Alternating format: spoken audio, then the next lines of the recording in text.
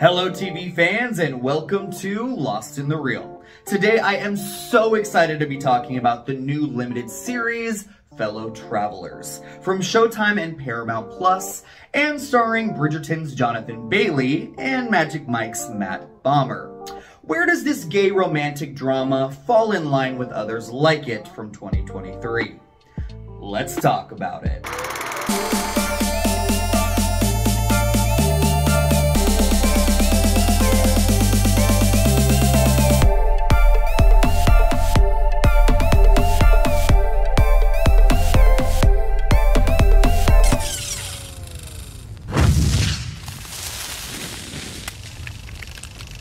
Fellow Travelers is based upon the book by Thomas Mallon. It follows Hawkins Fuller, who, after a chance encounter in Washington, D.C. in the 1950s, meets Timothy Laughlin.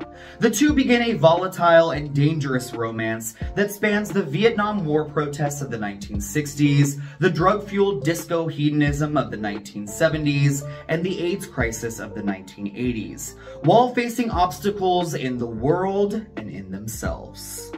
Fellow Travelers first caught my eye when I had seen a quick teaser months ago. I immediately looked it up and saw that Lord Anthony Bridgerton himself was finally getting another starring role outside of the hit Netflix show. And then when I saw that Matt Bomer, who won an Emmy for his outstanding performance in HBO's similarly themed film, The Normal Heart, was his co-lead, I knew there was something special here. The fact that both of these leading actors are two of the very few out and proud gay actors working in the business brings an authenticity and representation that we don't get to see very often in TV or film. And the creator of Fellow Travelers is Ron Neiswaiter, the Oscar-nominated writer of the groundbreaking film Philadelphia. And that just only adds to the pedigree of this impressive 8-episode limited series. As I was watching this show, there was a flurry of emotions that came over me that I honestly have a hard time putting those feelings into words, but I'm gonna do my best. Fellow Travelers works on so many different levels that it creates an epic tapestry that any person will be able to connect to, no matter their race, sexual orientation, socioeconomic status, political affiliation, etc. This show taps into the human condition in such a powerful way, through the lens of some of the United States' most darkest times. It then transcends genres, acting not only as a forbidden romance, but as a political thriller, a pulpy noir, and a historical drama. As McCarthyism, the Vietnam War, and the AIDS crisis threaten to rip apart the fabric of American society, Fellow Travelers uses these pivotal moments in our history to build an unrelenting tension, but also put a magnifying glass straight onto the ones who allowed these things to build into what they ultimately became, and how we allowed it all to happen. It is a sobering look at our past that makes us question how far along we have actually come and how much more we have left to accomplish. It's because of these extremely heavy topics that I don't think Fellow Travelers is necessarily a show built for this modern age of binging. It's a sophisticated, thoughtful piece that deserves time to let it soak into you slowly. It wouldn't be a captivating romance without the presence of chemistry between the two leads. And boy, do Matt Bomer and Jonathan Bailey have chemistry. The two literally explode off of the screen, not just in their intimate moments, but even more so in their gazes of desire and also heartache.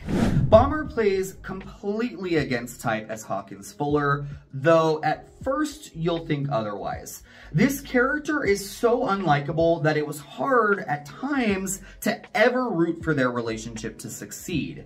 Yet in context, he is a man trying to protect himself at all costs by burying his secrets so far down that he becomes a shell of himself.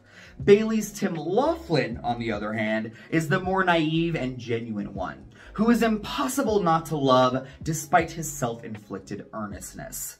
The major differences between the two characters make the progression of their relationship all the more fascinating and enthralling to watch. There are two other storylines running parallel to the main romance that are also just as compelling. Noah J. Ricketts plays a black drag queen named Frankie who falls in love with a reporter who is trying to make a name for himself in journalism, played by Jelani Alladine.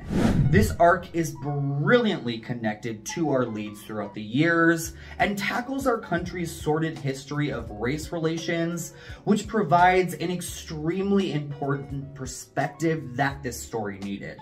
Then there is the addition of Girls and Get Out's Allison Williams, who gives an Emmy-worthy performance as Hawkins' eventual wife, or Beard, as she could be called. The pain Williams shows in every scene as she turns a blind eye to her beloved husband's extramarital affairs and how she deals with that fallout adds another perspective to this story that is so impactful and devastating. If there are any flaws in Fellow Travelers, it's in the framing of the story's timeline, which can get unnecessarily messy. The show starts out in its first 5 episodes during the McCarthy era and some flash forwards to the 80s. And then the last 3 episodes are spread out during other important eras. Although I think the time spent building Tim and Hawk's initial meet-cute and relationship was important, the fact that 5 episodes are delegated to this time feels a bit like overkill, especially when there are other significant moments in their lives that are then brushed over quickly in the later episodes. I also think that I would have preferred the show to stay in chronological order rather than jumping around to leave an air of suspense to how everything would ultimately turn out. As is, the series ends up being more predictable than it should be because it plays its cards too early. Despite those minor gripes, Fellow Travelers is one of the best television events of the year. Although it might turn off some viewers due to its explicit sexual content, everyone else who doesn't get offended by such things should make this appointment viewing. This limited series is an engrossing, intense, thoughtful, and heartbreaking meditation on certain dark times in our past that get too easily glossed over by our history books. It is not an easy watch. As the credits rolled on the final episode, I let loose an eruption of tears that felt like a painful sting, but also a weight off of my shoulders. Fellow Travelers might not be for everyone, but if you're looking for sophisticated and lovingly crafted television, look no further than this masterwork. Thank you so much for watching Lost in the Reel. What are your thoughts on Fellow Travelers? What is your favorite LGBTQ+ piece of entertainment so far this year? Sound off in the comments section down below. And until next time, my friends, take care.